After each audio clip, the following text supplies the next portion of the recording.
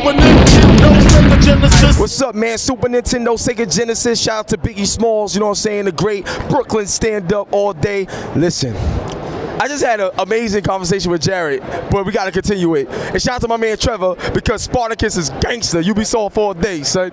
Listen, man. Super Nintendo, Sega Genesis. Which console did you prefer growing up, and why? You know, I would have to say Super Nintendo. Oh, word! Okay, I'm excited. Now, you gotta tell me why, what games, what was the energy behind it that made you choose Super Nintendo over Sega Genesis? Super Nintendo because I was poor.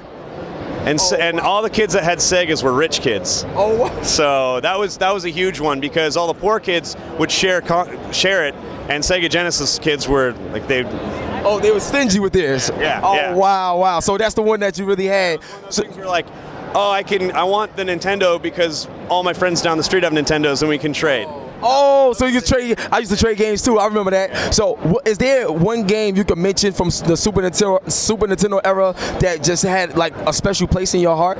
You know, it's weird because I'm probably older than half your viewers yeah. So like my childhood was the NES over the Super Nintendo. So gotcha. NES has that, like, you know, that's where, like, you know, me sitting there making tracks on Excite Bike was my life. Yeah. So Nintendo, Super Nintendo was more like, that was Punch Out, Star Fox. Those were Quality Town. You know, that was the games like Punch Out. That was where I would just play and try to do it like littlest amount of hits and stuff like that. Just make up my own games. Yeah. You did mention Star Fox, and that's a classic right there. So, yo, Super Nintendo got it. Super Nintendo, Sega Genesis. Thank you for tuning in to the segment. God bless. Peace.